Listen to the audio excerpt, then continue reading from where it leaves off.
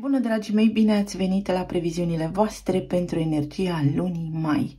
Acestea se aplică tuturor celor care au soarele, luna și ascendentul în Fecioară. Haideți să vedem despre ce este vorba pentru voi dedicat pe parcursul acestei luni. Primul eveniment astral de mare impact pentru noi toți este retrogradarea planetei Pluto în Vărsător la 0 grade. Pentru voi se întâmplă în casa a 6-a, unde, dacă vă amintiți, în luna martie am discutat despre acest tranzit. Casa a 6-a este casa voastră, a Fecioarei, a rutinei, a sănătății, a serviciului, a locului în care voi activați în fiecare zi, a obiceiurilor pe care poate le aveți și care pentru unii trebuie îmbunătățite, iar pentru alții susținute. Pluto este planeta puterii, planeta transformării psihologice profunde, a morții și a renașterii, a regenerării. Este guvernatorul Scorpionului, iar Vărsătorul este arhetipul libertății, al individualității, al progresului și al viitorului. Așadar, pe o perioadă de retrogradare a unei planete, este indicat să pornim un proces de introspecție care este indicat de energia tranzitului respectiv. În acest context, puterea, misterul, subiectele tabu, discuțiile psihologice profunde pot apărea aici. Serviciul vostru, colegii voștri, mediul care vă înconjoară, sănătatea, rutina, grija voastră de voi înșivă pot fi puse aici sub lupă.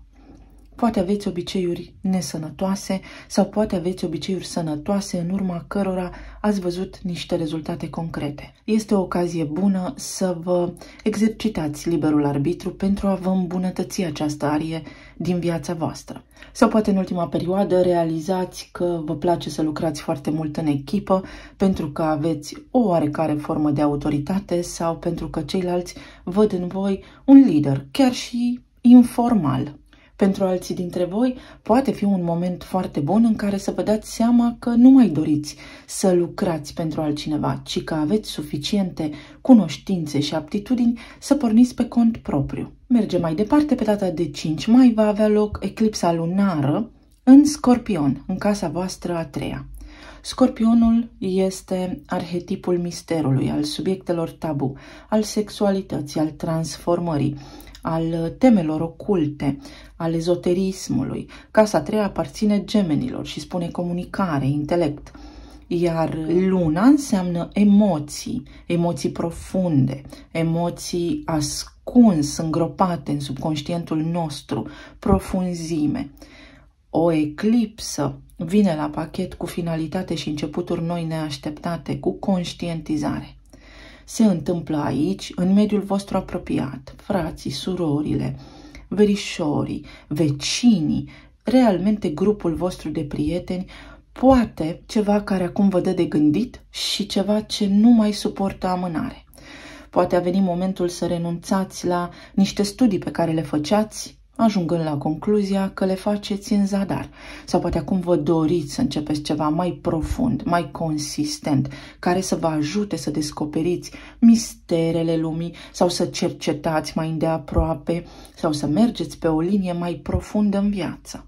Poate vă dați seama că vă regăsiți în grupuri de oameni care sunt superficiale sau că ați nimerit într-un grup de oameni care împărtășește aceeași profunzime și atracție către natura psihologică a omului. Toate acestea sunt teme importante care pot apărea sub lupă cu prilejul acestei eclipse. Poate vă dați seama că small talk-ul sau discuțiile superficiale pe voi nu vă încântă, că vă doriți oameni în jurul vostru sau că doriți să studiați ceva ce are realmente interes și impact pentru voi pe termen lung.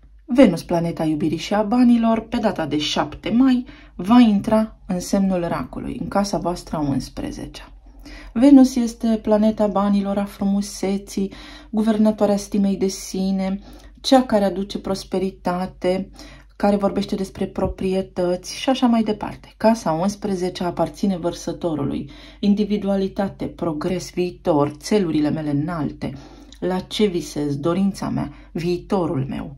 În această combinație, Venus în rac, care înseamnă familie, mama, rădăcinile mele, fundația, mea. Trecutul meu înseamnă, poate este bine să mă uit în trecutul meu, să văd ce am făcut până acum pentru a-mi restabili prioritățile, pentru a-mi face un plan de viitor mai bun care mă susțină. În această combinație poate este un moment bun pentru voi toți să vă uitați către planurile voastre de viitor, dar parcurgând așa din memorie trecutul, să vedeți ce ați făcut până acum și unde v-au dus. Unul câte unul planurile pe care vi le-ați făcut anterior.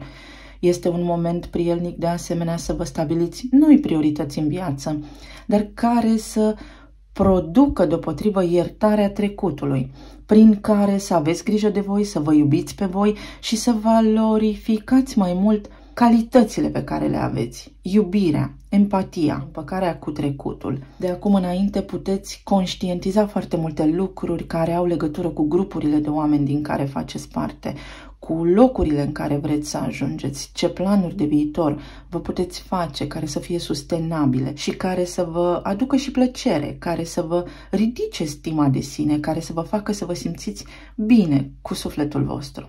Pe 14 mai, Mercur, planeta intelectului, își reia mersul direct în Taur, în casa voastră a noua. Concretul. În ce cred concret? Ce este în mână nu este minciună. Și mie ce mi iese din povestea asta?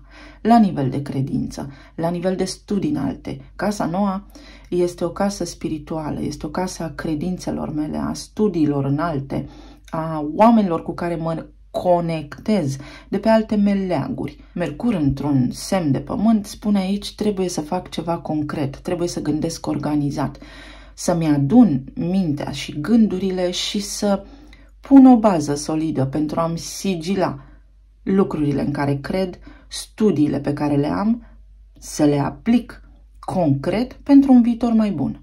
Pe 16 mai, marele benefic, Jupiter, planeta norocului, intră în casa nouă aici în Taur pentru voi și va susține toată munca voastră depusă de până acum.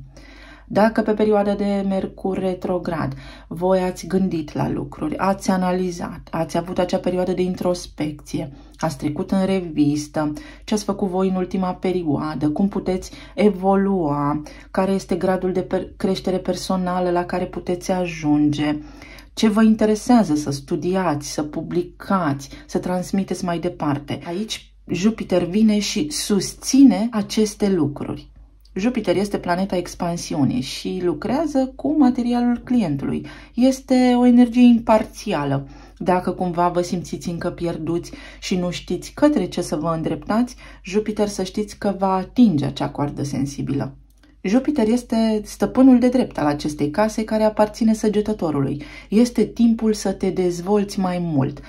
Taurul înseamnă bani, stimă de sine, lucrurile pe care le prețuiești. Este timpul să mergi către ceea ce îți dorești pentru a-ți sedimenta, pentru a-ți sigila un viitor mai bun, prin activități care să îți facă și plăcere, să-ți împlinească și sufletul.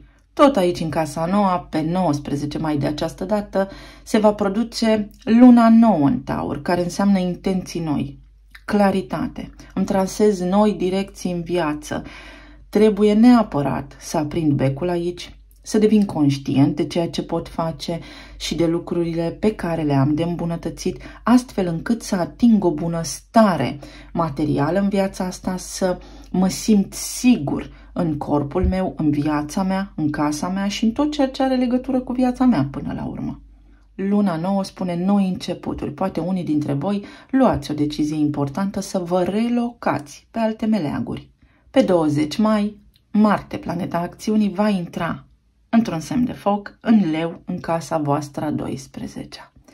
Foc cu foc în zona subconștientului, în zona tiparelor transgeneraționale preluate, într-o casă a liniștii, într-o casă a credinței înalte, a meditației, a transformării, a iubirii necondiționate. Marte spune hotărâre, curaj, iar Leul spune să mergi în viață către ceea ce îți dorești, centrat pe voința inimii tale. Leul poate fi și un semn dramatic, așa cum și Marte poate fi o influență ușor agresivă.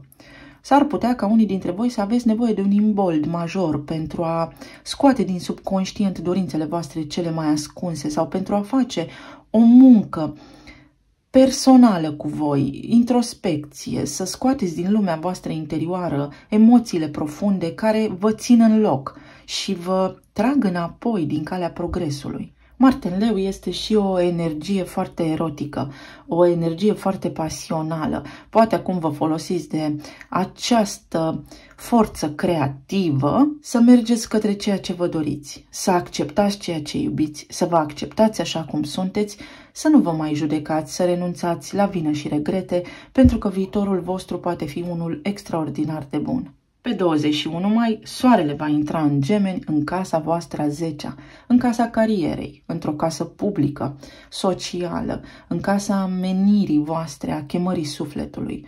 Gemenii sunt un semn de intelect, al comunicării, al studiului. Iar Soarele aici va duce vitalitate, vitalitate să susțineți ceea ce deja ați început. Lucrurile la care ați lucrat până acum, cel puțin în ultimul an și jumătate. Și vă spune: hai la drum, ai dobândit deja toate cunoștințele necesare pentru ca tu acum să îți întemeiezi un rost în viață. Dacă nu, este timpul să o faci, să pui pe o hârtie ceea ce îți dorești cu adevărat și să te întrebi realmente, cu sinceritate, care este chemarea ta, care este talentul tău născut. Împărtășește-l cu lumea întreagă, pentru că lumea întreagă are nevoie de tine fix așa cum ești tu, nici mai mult, nici mai puțin. Să vedem ce ne spun și cărțile. Pentru Fecioară, luna mai. Mesajele sunt: darul libertății. Wow, superb! Eliberează-te de atașamente, eliberează-te de codependență, eliberează-te de frici și de temeri. Eclipsa lunară din casa voastră a 3-a, din semnul Scorpionului, vă pune față în față cu fricile voastre și vă spune: eliberează-te de teama de a spune ce-ți dorești. Eliberează-te de a îți fi frică să transmiți celorlalți ceea ce simți sau cine ești tu până la urma urmei. De asemenea, în casa a 6-a, Pluton vărsător retrograd la 0 grade vă spune care este frica ta cea mai profundă. Alchimizează-o, stai față în față cu frica ta și mergi mai departe, integrează-o. Frica este un dușman, frica nu este un aliat. Darul libertății. Pentru voi, luna mai va fi un prilej prin care veți simți libertatea. O veți cunoaște pentru foarte mulți dintre voi. Viață fericită, să trăiești viața mai relaxat, mai armonios. Ce cărți frumoase aveți! Și energia iubirii. Privește lumea prin lentila iubirii, prin ochii iubirii. Privește lumea cu ochii iubirii. Energia aceasta poate fi susținută de casa voastră a 9-a, care este o casă a credinței înalte, a spiritualității, prin care devenim mai înțelepți, înțelegem anumite lucruri, cum sunt construite, de unde vin, către ce se îndreaptă, suntem empatici, suntem înțelegători cu cei din jurul nostru și iubitori.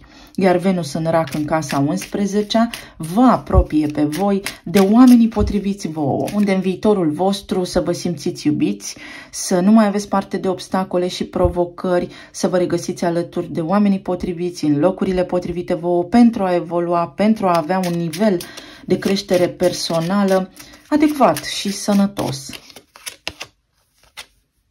Înțelepciune. Clar pentru voi, dragii mei, cu atâta amprentă energetică pe casa a 9-a, veți parcurge luna mai sub frecvența înțelepciunii. Se vor petrece pentru voi niște lucruri care vă vor împinge să fiți înțelepți, să vedeți lumea dintr-o perspectivă nouă, diferită, așa cum nu ați mai văzut-o până acum. Divinitatea, din nou, Jupiter în casa 9-a, asta înseamnă divinitatea. Am încredere în divinitate, mă reconectez la partea mea divină din mine, mă iubesc, îmi iert trecutul și merg mai departe către un viitor mai bun, mai solid, concret. Și bucurie, iată, o să o pun aici. Bucurie este o lună care va aduce în suflet bucuria. Să vedem și în ce arie din viața voastră. Relații, plan material și plan spiritual, emoțional sau sănătate. Pentru Fecioară, luna mai.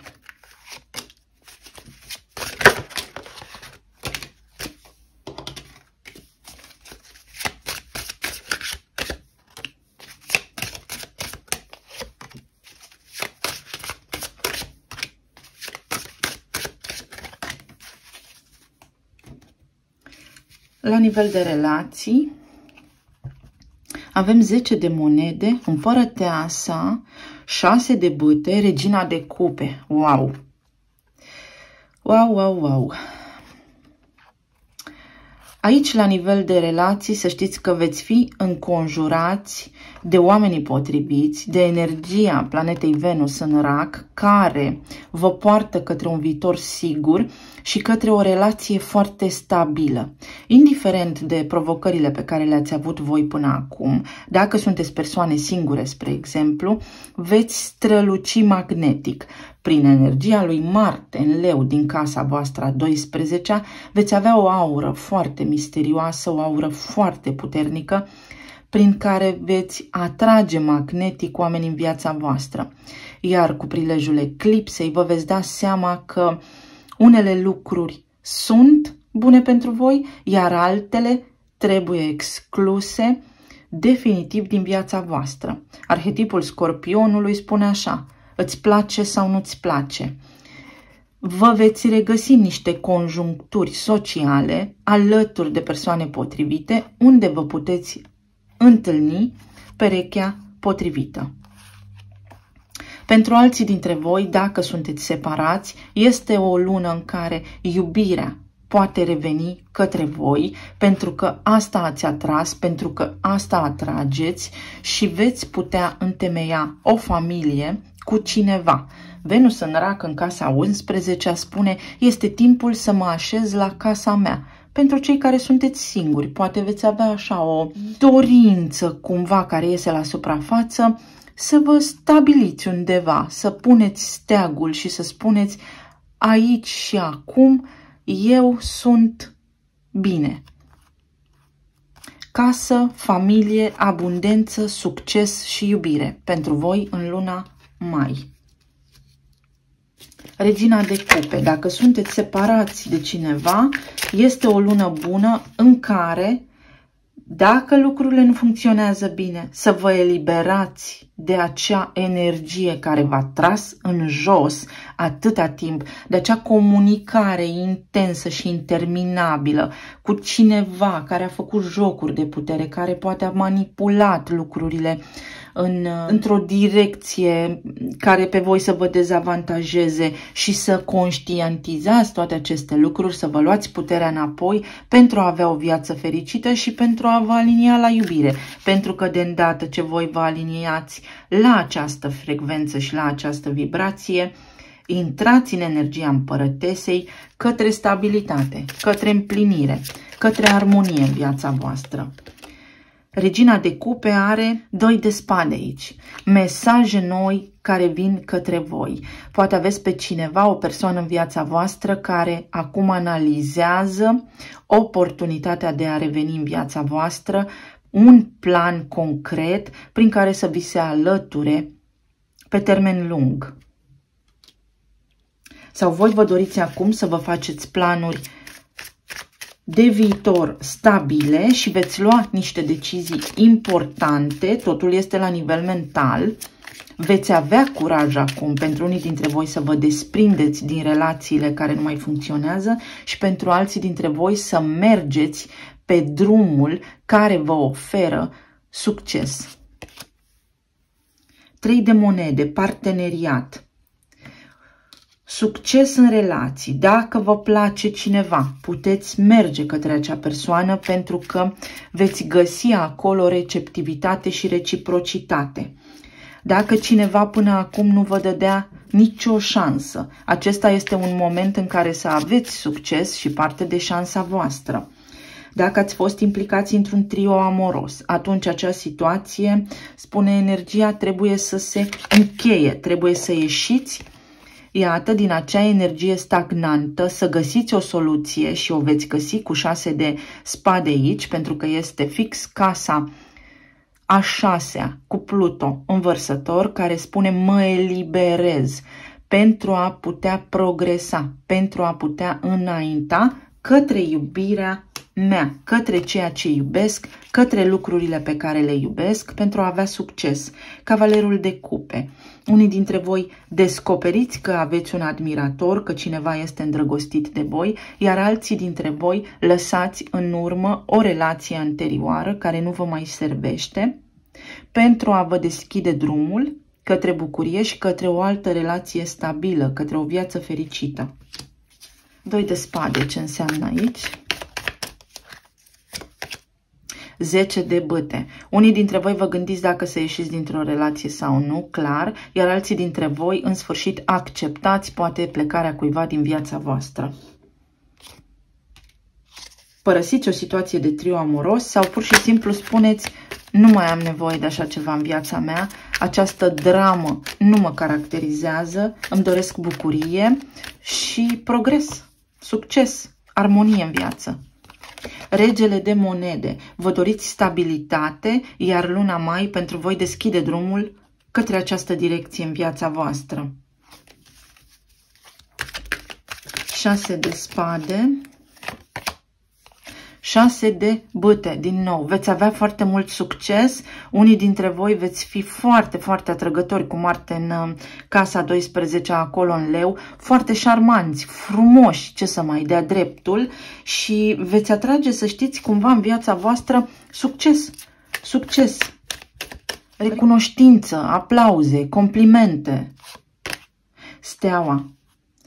Se deschide pentru voi un nou drum care aduce vindecare, poate vă relocați, vă schimbați domiciliul unii dintre voi, mergeți mai departe către alt drum, altă direcție, atât profesional cât și personal, puteți să vă schimbați serviciul, puteți să descoperiți menirea voastră, iar aici Steaua spune drumul tău în viață este fericire și iubire.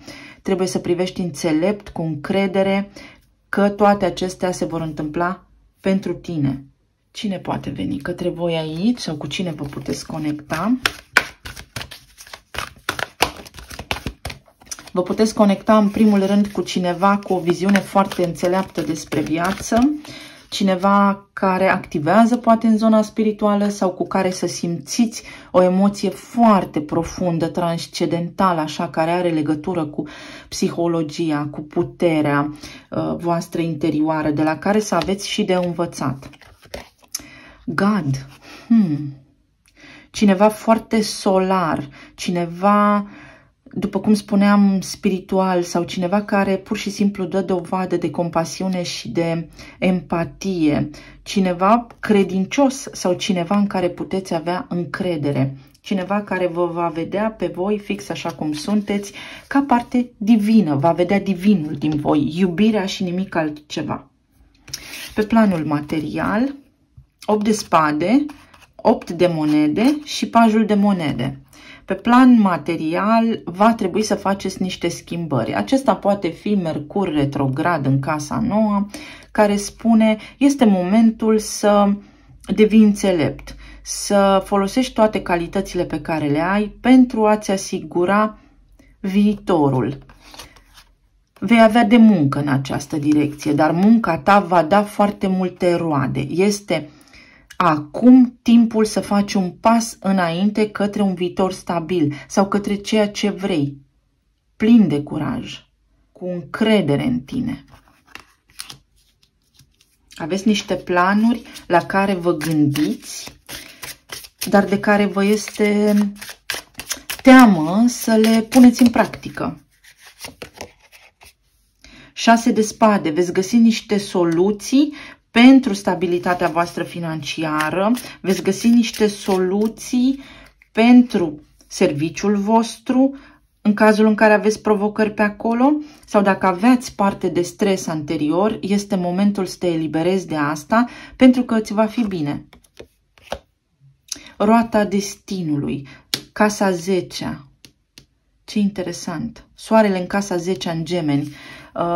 Poți merge la interviuri, poți începe să porți discuții cu cineva pentru schimbarea carierei, pentru schimbarea locului de muncă, pentru reconversie profesională, pentru că ajungi în contextul și cadrul potrivit ție, care ți este menit, destinat. Puterea. Iată, leul, Marte în leu. Caută în sufletul tău, în subconștientul tău, forța divină din tine, puterea. Puterea, curajul și creativitatea, pentru că ai niște talente înnăscute de care nu ești conștient și scoate-le la suprafață în lumină, în văzul celorlalți, pentru că îți vor aduce foarte multă bucurie, înțelepciune. Vei activa într-un cadru foarte sigur, care te va împlini atât personal, cât și financiar, cât și la nivel de suflet.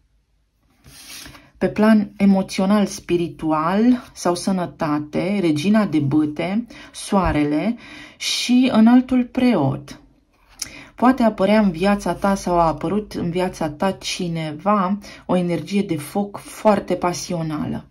Sau vei fi înconjurat de oameni foarte solari, oameni foarte puternici care te vor susține, vor crea în jurul tău o linie de suport. Un cerc strâns și sigur care să te mențină pe tine într-o poziție de unde să-ți recapeți siguranța, încrederea în tine, de unde să ai forță și vitalitate, să faci toate lucrurile de care ai nevoie. Apare aici, dacă sunteți domni, o energie feminină foarte atrăgătoare, foarte îndrăzneață, foarte creativă și foarte puternică, alături de care puteți începe o viață nouă. Dacă sunteți doamne, atunci văd că vă doriți stabilitate și este momentul să puneți în practică forța voastră interioară și voința inimii voastre, pentru că veți materializa, veți avea parte de bucurie, aveți susținere. Foarte frumos, o persoană nouă poate veni aici către voi în viața voastră. Pentru alții dintre voi, înaltul preot este Taurul, Jupiter în Taur. Răsare realmente soarele în mintea voastră, vi se arată un viitor. Aveți niște discuții cu niște oameni care vă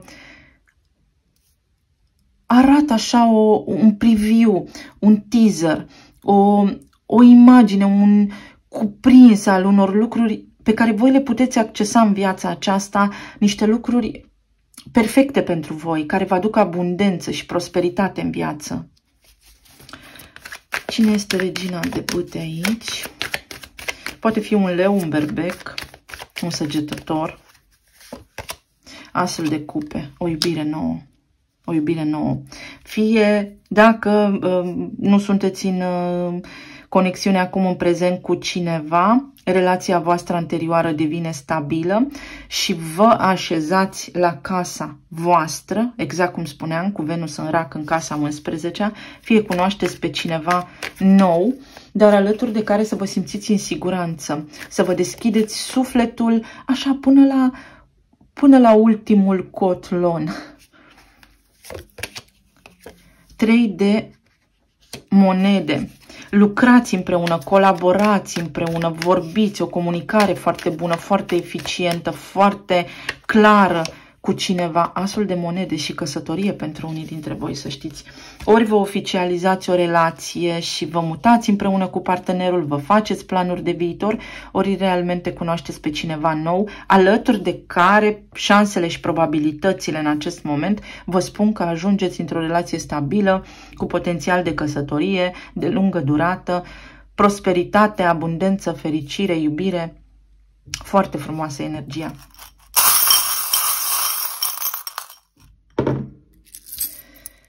La talismane, credința este foarte importantă, iată, credința, divinitatea și înțelepciunea se repetă, relația nouă pe care am văzut-o.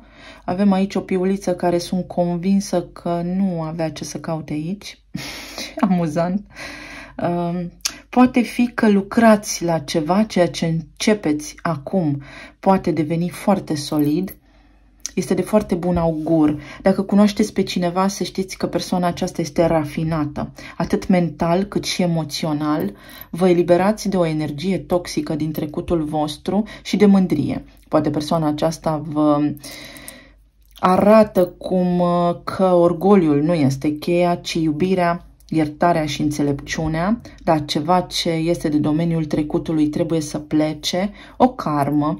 Veți curăța niște efecte negative anterioare, puteți cunoaște pe cineva cu care vibrați la fel, dar este diferit. Ori unul dintre voi sunteți mai mic de înălțime și altul mai înalt, ori unul dintre voi este mai mic de vârstă și celălalt mai mare, mai înțelept, ceva atipie, dar în esență puteți fi un întreg. Avem un ananas aici, atenție la sănătate, Pluton vărsător în casa 6-a, care spune că trebuie să lucrați la rutina voastră, la grija voastră, la exerciții fizice. O pisicuță neagră, cineva foarte intuitiv aici, comunicați cu cineva foarte intuitiv, care vă anticipează pașii de la distanță sau poate pe care voi îl simțiți foarte bine și îl anticipați. O mână a destinului aici, roata norocului, se schimbă ceva foarte bine în viața voastră. Cu prilejul lunii noi din Taur, din casa 10-a, se restabilește ordinea, aveți noroc la bani, aveți aici o cruce, credința va fi de foarte mare impact. Ori vă este zguduită credința pentru ca voi să mergeți mai departe către abundența voastră, iată, ori trebuie să eliminați din rutina voastră niște obiceiuri toxice care vă trag în jos. Împărăteasa din nou, ori apare în viața voastră cineva complet, ori cineva vă spune tu ești totul meu.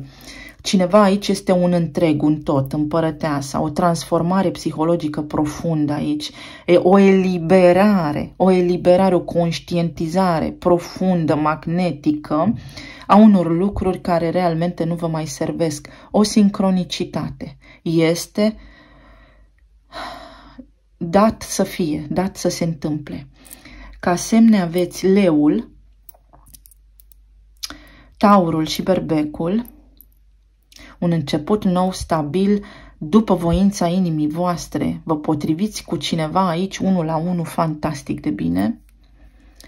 Avem talismanul acesta care spune, așa cum visați voi viața pentru voi, poate să fie acum în acest moment.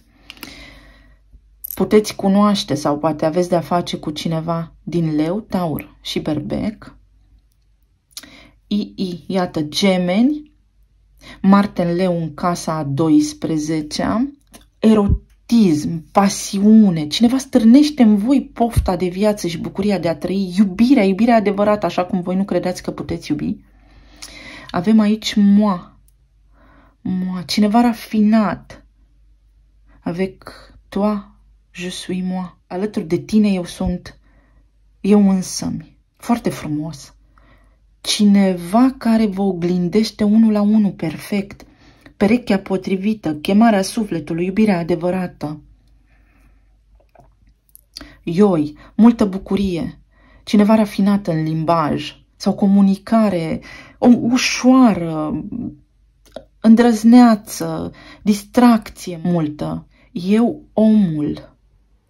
Aveți niște conștientizări spirituale foarte, foarte puternice, descoperiți niște lucruri care vă ajută pe mai departe. Sau Ion, poate fi nume Ion sau poate fi că aveți nevoie să vă recalibrați energetic, să vă împământați, să mergeți desculți, să îmbrățișați copacii, să vă curățați aura, pentru că este încărcată, aveți frecvențe joase în câmpul electromagnetic. Inițialele IIOM, mio, al meu. Poate cineva vă așteaptă de mult sau în sfârșit vă recunoaște, pentru că avem și 6 de bâte aici, vă recunoaște calitățile, valoarea, determinarea sau poate voi în oglindă cu voi și vă spuneți stop joc. Uite, ăsta sunt eu și asta vreau. Aveți, după cum vă spuneam, ceva conștientizare, vedeți, sunt o oaie, vedeți ceva legat de Matrix, de conceptul lumii și creația în sine.